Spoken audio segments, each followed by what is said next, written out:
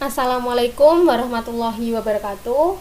Perkenalkan, nama saya Uli Nuha Dwi Sofianti dengan NIM 202012062, mata kuliah Komunikasi Bisnis dari kelas B Akuntansi semester 3. Pada kesempatan kali ini saya akan menjelaskan mengenai komunikasi lisan. Sebelum ke subbab komunikasi lisan, mari kita bahas komunikasi terlebih dahulu. Apa sih komunikasi itu?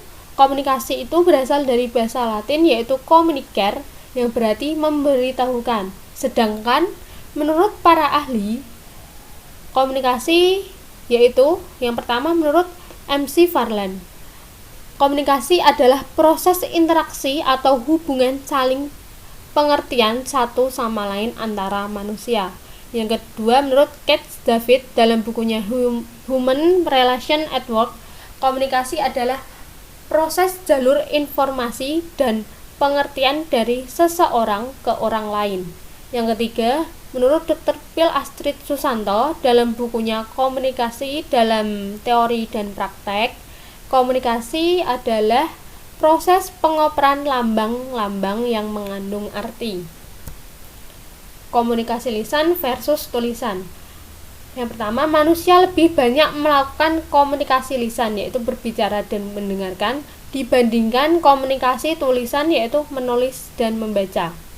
Kedua, komunikasi menyampaikan lebih membangkitkan dibanding dengan menerima. Komunikasi menurut bahasa yaitu sistem simbol yang paling banyak digunakan dalam komunikasi antar manusia sehari-hari. Oleh karena itu, keterampilan komunikasi lisan yaitu berbicara dan mendengarkan, dan juga komunikasi tulisan yaitu menulis dan membaca sangat penting. Keempat, kegiatan komunikasi tersebut membutuhkan keterampilan tertentu yang tidak semua orang bisa melakukannya. Selanjutnya yaitu komunikasi lisan. Apa sih komunikasi lisan itu? Komunikasi lisan yaitu proses penyampaian pesan dengan cara mengucapkan kata-kata melalui suatu medium langsung kepada penerima seperti saat orang bercakap-cakap secara tatap muka atau melalui media. Komunikasi lisan memerlukan keterampilan dasar yaitu berbicara dan mendengarkan. Komunikasi lisan antar manusia. Yang pertama merupakan keterampilan berkomunikasi yang pertama kali dipelajari manusia. Yang kedua, merupakan era paling awal komunikasi antar manusia setelah era isyarat dan lambang. Yang ketiga, sangat berperan dalam kehidupan manusia sejak masa tradisi retorika di Yunani hingga masa pemanfaatan bagi kampanye politik. Berbicara efektif. Pembicaraan harus dapat didengar dan dipahami dengan baik dan benar maknanya oleh penerima. Melatih berbicara itu sering sulit karena yang pertama manusia tidak memiliki alat khusus untuk berbicara yang bisa dilatih secara fisik.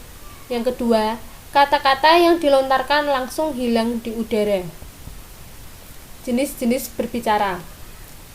Yang pertama yaitu berdasarkan situasi. Ada dua, yaitu berbicara informal dan formal.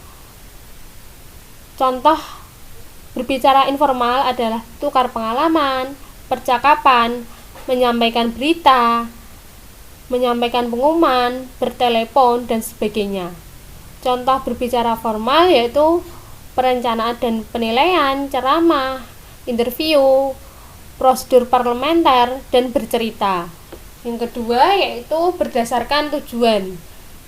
Sebagai contoh, berbicara menghibur, menginformasikan, menstimulasi, meyakinkan, ataupun menggerakkan. Yang ketiga yaitu berdasarkan jumlah menyimak. Sebagai contoh, berbicara antar pribadi atau empat mata, berbicara dalam kelompok kecil, berbicara dalam kelompok besar atau massa. Yang keempat yaitu berdasarkan peristiwa khusus. Sebagai contoh, pidato presentasi, penyambutan, pidato perpisahan. Yang terakhir yaitu berdasarkan metode penyampaian, ada 4. Yang pertama, penyampaian secara mendadak atau impromptu, yaitu tanpa rencana, harus dibicarakan di depan umum atau suatu forum. Biasanya itu menggantikan orang yang seharusnya berbicara yang berhalangan hadir. Yang kedua yaitu penyampaian berdasarkan catatan kecil. Pada saat berbicara di depan umum, biasanya itu membawa catatan kecil yang berisi inti-inti yang akan diucapkan pada saat komunikasi tersebut. Yang ketiga, penyampaian berdasarkan hafalan, yaitu ada naskah tapi sudah dihafalkan sehingga pada saat berbicara tidak ada membaca teks atau membaca tulisan dari apa yang akan disampaikan. Yang keempat, penyampaian berdasarkan naskah, yaitu berbicara dengan cara membacakan naskah yang dibawa. Mengembangkan keterampilan membaca efektif. Berbicara itu memerlukan keterampilan khusus dan perlu pelatihan, terutama ada 3, yaitu yang pertama, mengkode materi ke dalam kata-kata lisan.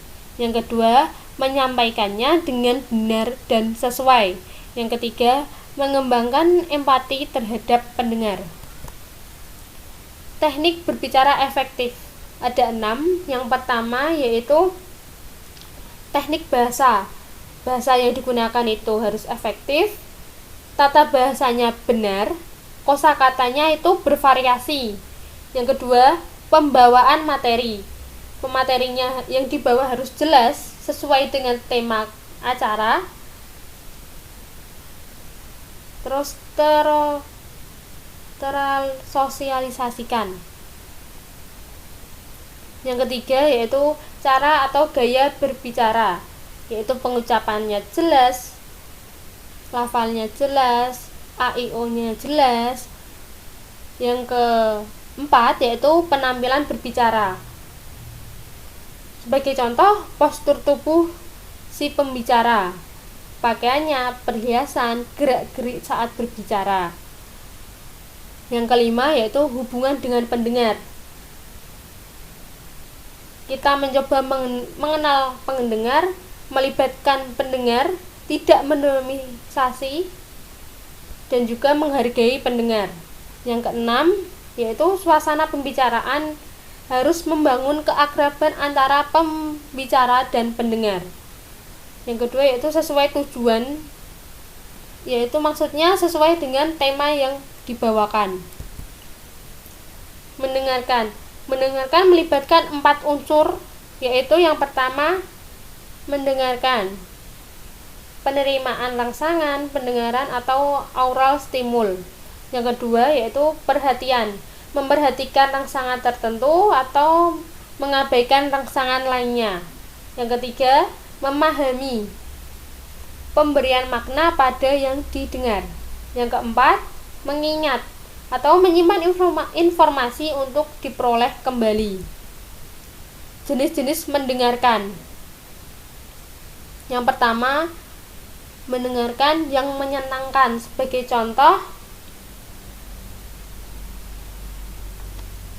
ketika bercakap-cakap, bercanda, mendengarkan hiburan di radio ataupun nonton TV.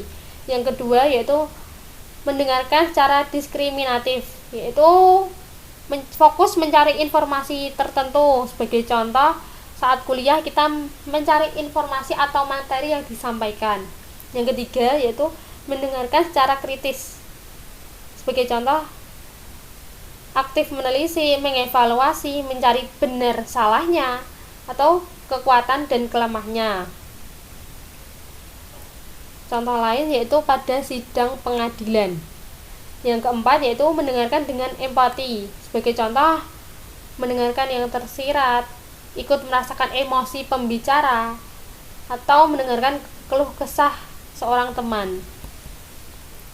Hambatan mendengarkan. Yang pertama yaitu sibuk dengan diri sendiri, sibuk hal lain yang tidak berhubungan dengan yang didengarkan, atau memainkan rambut, menggambar, atau sebagainya. sibuk dengan urusan eksternal, yaitu memikirkan hal yang tidak ada di tempat mendengarkan, seperti melamun. Yang ketiga yaitu mempertajam, hanya memperhatikan hal-hal tertentu saja. Yang keempat, asimilasi, merekonstruksi yang didengar sesuai sikap, prasangka, kebutuhan, dan nilai-nilai sendiri. Yang kelima yaitu faktor kawan atau lawan, jadi mendistorikan pesan karena sikap kepada pembicara. Yang terakhir yaitu yang keenam, mendengarkan yang diharapkan, menegosiasikan yang didengar dengan sikap yang sudah terbentuk, mengefektifkan mendengarkan. Yang pertama yaitu mendengarkan partisipatif dan pasif. Yang kedua yaitu mendengarkan secara empatik dan objektif. Yang ketiga, mendengarkan tanpa menilai dan mendengarkan secara kritis. Yang keempat, mendengarkan secara dangkal dan secara dalam. Sekian materi komunikasi lisan dari saya. Kurang lebihnya saya mohon maaf. Wassalamualaikum warahmatullahi wabarakatuh.